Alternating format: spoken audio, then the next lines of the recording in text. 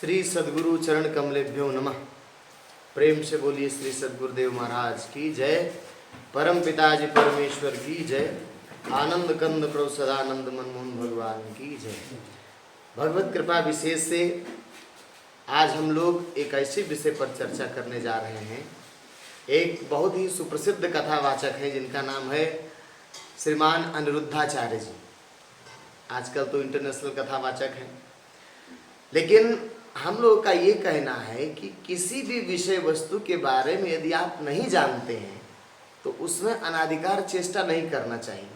आप कथा सुनाते हैं, अच्छी बात है, जनमानस को आप उत्प्रेरित करते हैं, लेकिन ऐसे प्रश्नों को जिस पर आपकी कमांड ना हो, जिस पर आपको जानकारी ना हो, तो जबरदस्ती जवाब देने से वह और दिग्भ्रमित हो जाता है।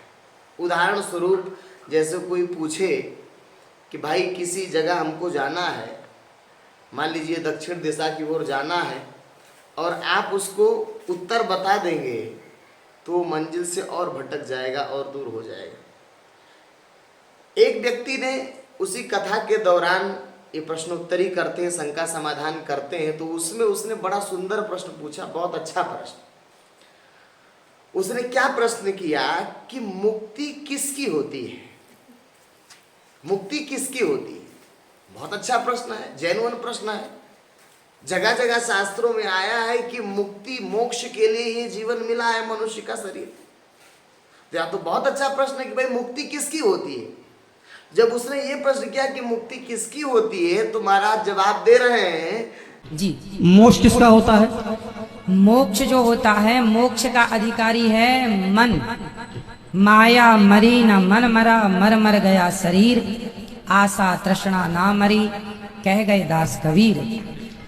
तो जो हमारा मन है वही मोक्ष का अधिकारी, क्योंकि आत्मा तो मोक्ष से और जन्म मृत्यु सबसे परे है। तो जो मन है, कहते हैं ना सब मर गया, शरीर बूढ़ा हो गया, मन बुढ़ा नहीं हुआ।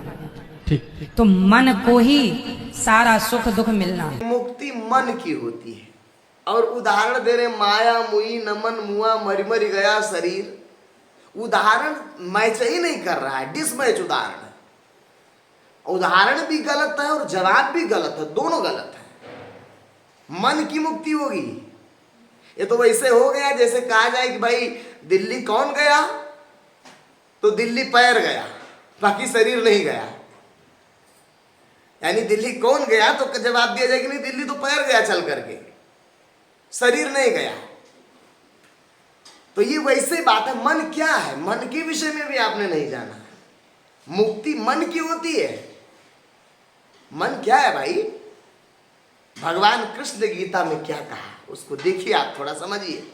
अध्याय 15 में भगवान कृष्ण कह रहे हैं, ममे वांशु जीव लोकी जीव भूता सनातना। मन कोई अलग से चीज थोड़ी है। जैसे हम शरीर जब कहेंगे तो शरीर में हाथ आंख नाक कान पैर मुंह सब आ गया, लेकिन हम खाली हाथ कह देंगे तो पूरा शरीर नहीं आया। ठीक उसी प्रकार भगवान कृष्ण कह रहे हैं कि जीव क्या है, ममे वांशु जीव लोके जीव भूता सनातना मना खष्टाण इंद्रियाणी प्रकृति स्थानी कर्षति। यानी मन सहित इंद्रियां जो हैं, इंद्रियों समेत जो जीव है वो है। यानी जीव में अकेला मन नहीं है। जैसे शरीर में हाथ है, आंख है, नाक है, कान है, मुंह है, सब मिला करके शरीर है। तो खाली पैर नहीं चल के गया, पूरी शरीर गई, तो शरीर गई चल करके ना। ठीक उसी प्रकार मुक्ति जो होती है वो जीव का होता है, जीवात्मा का होता है। इसको समझिए आप।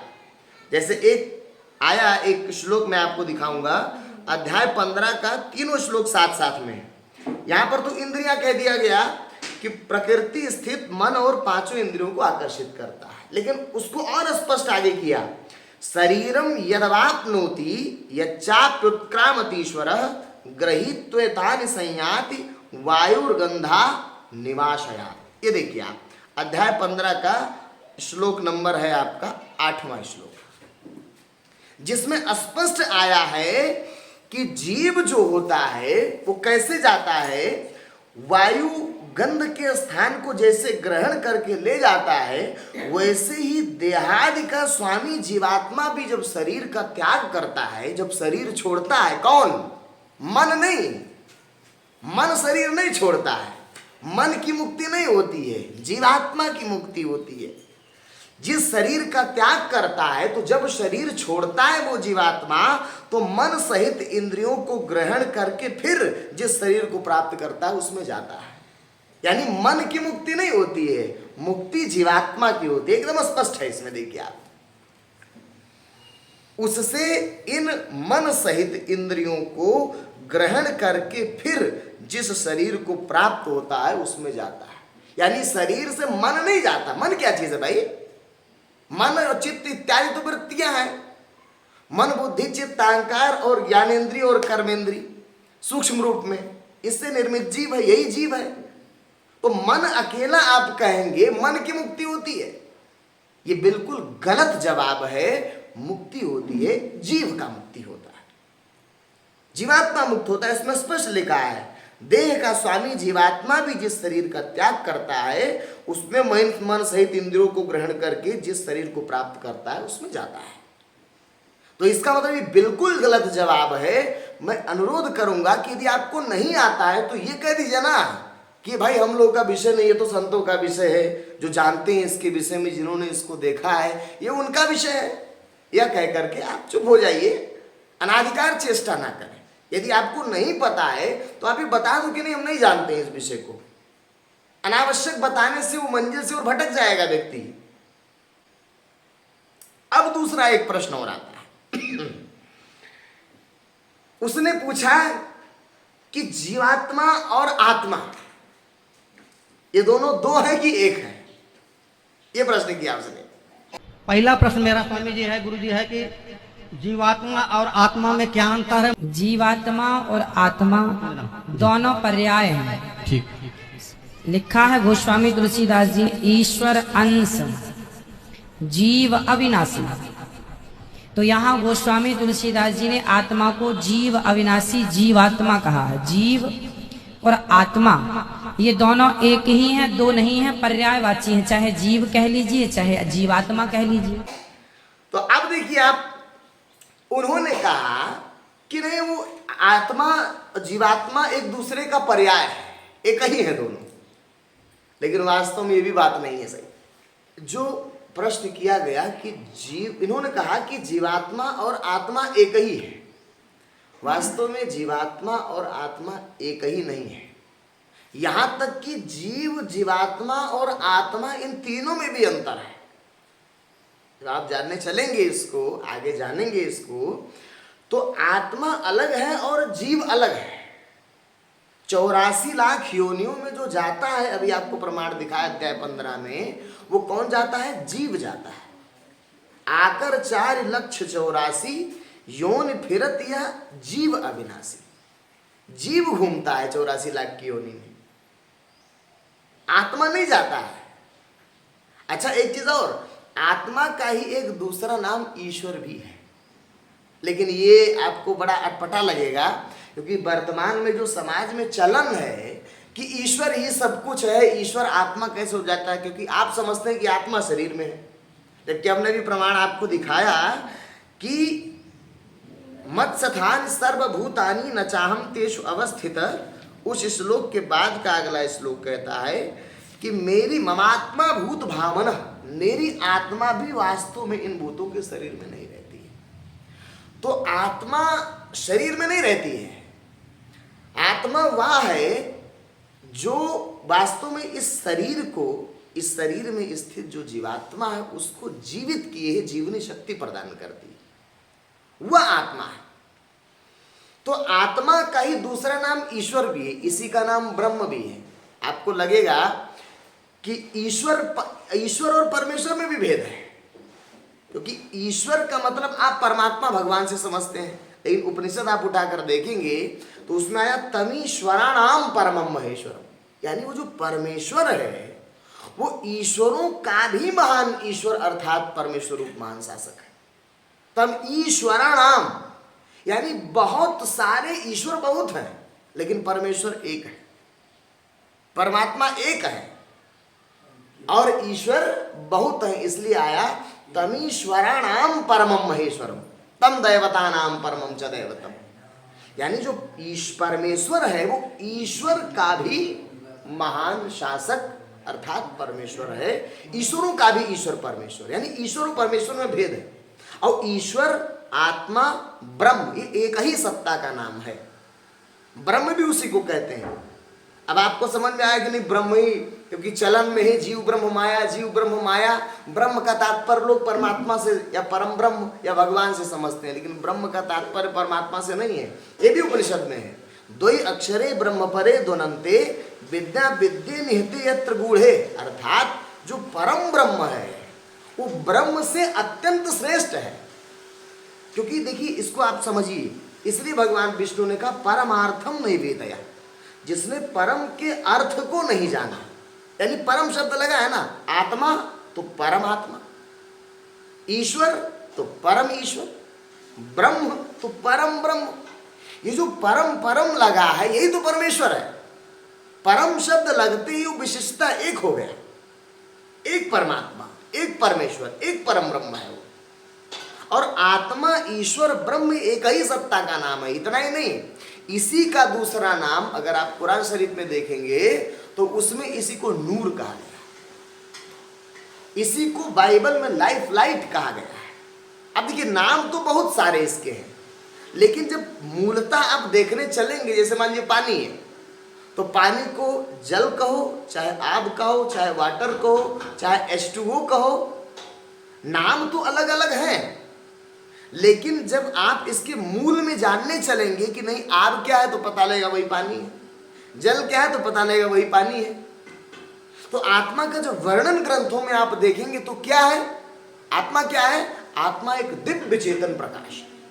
ईश्वर का वर्णन जब देखेंगे तो ईश्वर क्या है, एक दिव्य चेतन प्रकाश है। ब्रह्म का वर्णन जहां आप देखेंगे तो क्या देंगे, एक दिव्य प्रकाश है, लेकिन उसको ब्रह्म कहते हैं। तो ब्रह्म ही है वो, परम ब्रह्म नहीं है, परम ब्रह्म अलग है। तो आत्मा, ईश्वर, ब्रह्म, जब नूर का वर्णन आप पढ़ेंगे तो पता लगेगा कि वही प्रकाश है, दिव्य प्रकाश है, वही दिव्य प्रकाश है। उसी का एक नाम आसमानी रोशनी भी है, उसी को बाइबल में लाइफ लाइट कहा गया। यानी सब क्या है, ये एक दिव्य ज्योति या चेतन प्रकाश के ही नाम है। आत्मा, ईश्वर, ब्रह्म, नूर, सोल, स्पिरिट, ये सारे एक ही नाम है, आत्मा, ईश्वर, ब्रह्म के नाम है, जिसका रूप क्या है, तो दिव्य चेतन प्रकाश से युक्त है। लेकिन जब जीव की आप बात करेंगे तो जीव के पास शरीर है, इंद्रियां हैं, मन है, ऐसा स्थूल नहीं है, सूक्ष्म शरीर है। यानी जीव और आत्मा में अंतर है, बहुत अंतर है भाई। जीव सूक्ष्म है, आत्मा दिव्य है। इसी को कहा गया, जैसे ईश्वर अंश जीव अविनाशी, यानी जीव क्या है, ईश्वर का अंश है, और ईश्वर क्या है, परमेश्वर का अंश है। परमेश्वर का अंश ईश्वर और ईश्वर का अंश जीव। तो जब ईश्वर जीव था, और जीव जब ईश्वर था, जीव तो बाद में बना, क्योंकि तब क्या था, चेतन अमल सहज सुख राशि, यानी ईश्वर का अंश जो जीव है, ये जीव बनने के पहले ईश्वर था, तब क्या था, चेतन था, अमल था, मल से रहित था, विकार नहीं था उसके अंदर। लेकिन जीव के अंदर तो विकार है ना, लेकिन आत्मा निर्विकार है, आत्मा के अंदर विकार नहीं है, लेकिन जीव के अंदर विकार है, जीव विकार से युक्त है, लेकिन आत्मा विकारी नहीं है। तो कहा गया ईश्वर अंश जीव अविनाशी, चेतन अमल सहज सुख राशि। ये वास्तव में पहले चेतन अमल था, मल से रहित था, लेकिन सो माया बस भयं गोसाई, जब वही आत्मा ईश्वर ब्रह्म माया के वशीभूत हो गया तो बधेव कीर मरकट की नाई, बंदर की तरह इस शरीर में माया ने गुण दोष से आवृत करके इसको जीव बना दिया। तब ते जीव भयो संसारी, तभी से ये क्या हो गया, सांसारिक हो गया, छूट न ग्रंथ न हुई सुखारी। अब जब इस जीव को, अब एक चीज और जानिए, ये तो आत्मा हो गया, इधर ये जीव हो गया।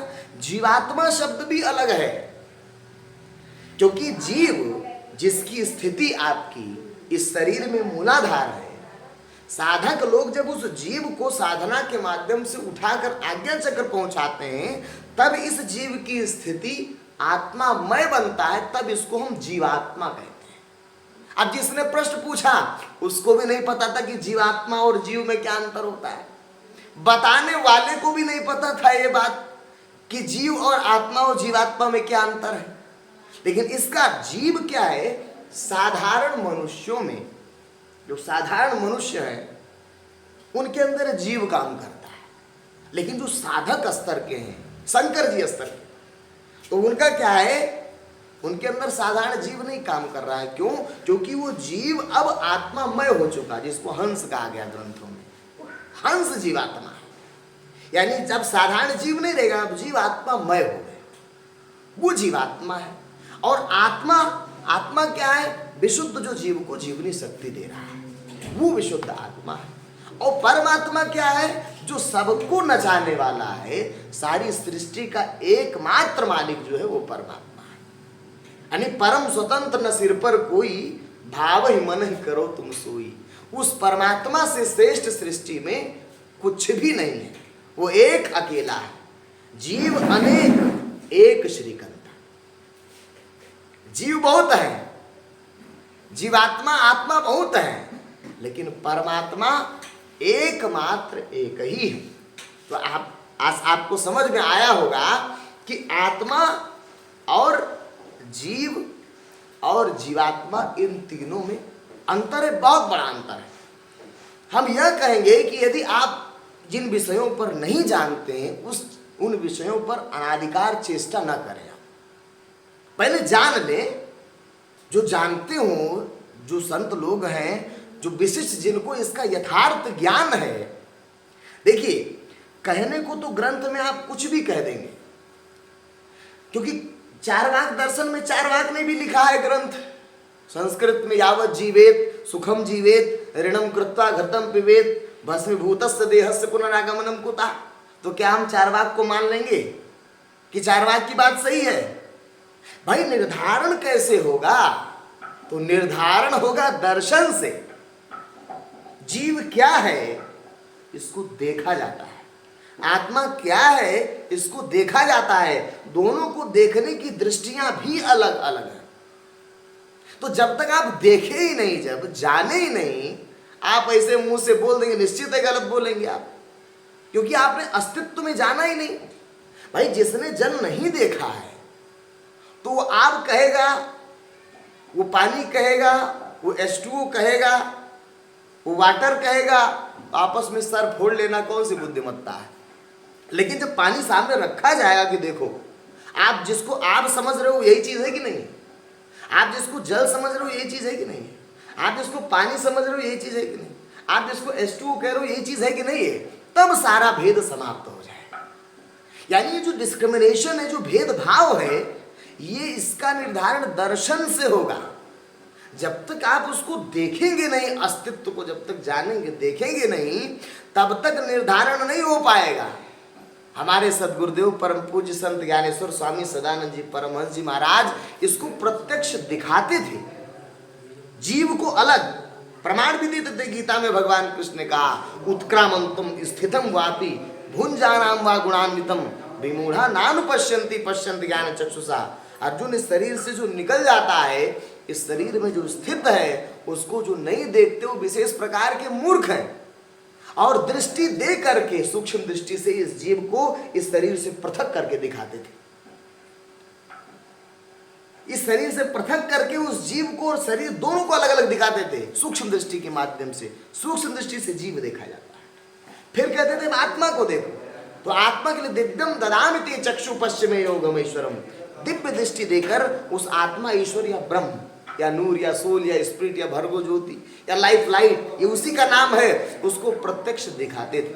और तत्व दृष्टि दे करके ज्ञातुम द्रष्टुम च तत्वेन प्रविष्टुम च परंतप, तत्व दृष्टि दे करके परमात्मा, परमेश्वर, परम ब्रह्म के उस विराट का दर्शन वो कराते थे। ये वही ज्ञान है जिसको सतयुग में भगवान विष्णु जब धरती पर आए, तो उन्होंने नारद और गरुड़ जी को प्रत्यक्ष जनाया, दिखाया। जीव, आत्मा और परमात्मा तीनों को पृथक पृथक बातचीत सही साक्षात दर्शन और परमात्मा के उस विराट परम तत्व का दर्शन भगवान विष्णु ने सतयुग में कराया। वही ज्ञान त्रेता में जब भगवान का अवतार रामचंद्र जी महाराज के शरीर से हुआ, तो उन्होंने भी अपने समर्पित शरणागत भक्त सेवकों को, हनुमान जी, शबरी, लक्ष्मण जी इत्यादि को उन्होंने उसी विश्व विराट का दर्शन, जीव आत्मा और परमात्मा परम तत्व के विराट का दर्शन कराकर भक्त सेवकों को मुक्ति अमरता दिया। वही तत्व ज्ञान द्वापर में भगवान कृष्ण जब शरीर धारण करके आए तो उन्होंने अपने समर्पित शरणागत अर्जुन, उद्धव, मैत्रेय इत्यादि को वही तत्व का ज्ञान जो भगवान विष्णु जी, राम जी और कृष्ण जी ने भी उसी तत्व ज्ञान को दिया जो भगवान विष्णु और राम जी ने दिया था। और वही परम तत्व वर्तमान में भगवान सदानंद के शरीर से क्रियाशील हुआ। उस आधार पर उन्होंने परम तत्व के विराट का दर्शन, आत्मा का दर्शन, जीव का प्रत्यक्ष दर्शन उन्होंने कराया। इस आधार पर भगवान सदानंद को कल की अवतार घोषित किया जा रहा है। वर्तमान में भगवान का अवतार हो चुका है। आप लोग भी इसको जान लीजिए, समझ लीजिए। है कौन सा गुरु धरती पर जो जीवात्मा परमात्मा को तीन जानता ही नहीं, दिखाने की तो बात छोड़ दीजिए। कोई एक ऐसा गुरु हो, हम लोगों ने भी वीडियो में बहुत सारी देखे यूट्यूब पर, जीव, जीवात्मा, आत्मा और परमात्मा में अंतर ही नहीं पता लोगों को। दर्शन की तो कहीं बात ही नहीं है। प्रत्यक्ष उस विश्व विराट का दर्शन जो भगवान कृष्ण ने गीता में कराया, उसी दर्शन को, वैसा ही नहीं, वही दर्शन, वही तत्व का ज्ञान जो भगवान विष्णु जी ने, राम जी ने और कृष्ण जी ने दिया अपने अपने समयों में, वर्तमान में भगवान सदानंद ने अपने समर्पित शरणागत भक्त सेवकों को उसी विश्व विराट का दर्शन, जीव का दर्शन, आत्मा का प्रत्यक्ष दर्शन उन्होंने दृष्टि से कराया। सूक्ष्म दृष्टि से जीव का दर्शन, दिव्य दृष्टि से आत्मा का दर्शन और तत्व दृष्टि से उस परमात्मा परमेश्वर परम ब्रह्म के विराट का दर्शन कराया। वास्तव में ये दर्शन का विषय है, ये पढ़ने लिखने का विषय नहीं है। पढ़ने लिखने से आप शब्द जान सकते हैं, क्योंकि ग्रंथ में शब्द ना है तो आप शब्द समझ सकते हैं, शब्द जान सकते हैं, लेकिन उसका जो यथार्थ रूप है उसको कैसे आप जान सकते हैं। वास्तविकता तो यह है कि कथावाचकों का विषय नहीं है। कथावाचकों का विषय है, कथा सुनाइए आप, भगवान की लीलाओं का वर्णन कीजिए आप, भागवत कथा सुनाइए, राम कथा सुनाइए, लेकिन जब जीव आत्मा और परमात्मा की यथार्थ ज्ञान और दर्शन की जब बात आए तो वहां आप मौन हो जाइए, मत बोलिए। आप ही क्या, धरती का कोई भी गुरु नहीं है जो ये कह दे कि मैं परमात्मा को जनाने और दिखाने का दावा करता हूं। लेकिन भगवान सदानंद ने प्रत्यक्ष सारे धरती वासियों को, जितने भी गुरु हैं धरती पर, सबको चैलेंज दे करके, चुनौतीपूर्ण उद्घोषणा करके उन्होंने जीव, आत्मा और परमात्मा का प्रत्यक्ष दर्शन कराया। इसलिए हम आप सभी लोगों से कहेंगे कि इसके जांच परीक्षण के लिए आप आ सकते हैं और जान सकते हैं। जानने के पश्चात आप बोलिए, देखने के पश्चात जब आप बोलेंगे तब सत्य होगा, अन्यथा आप सत्य नहीं बोल सकते।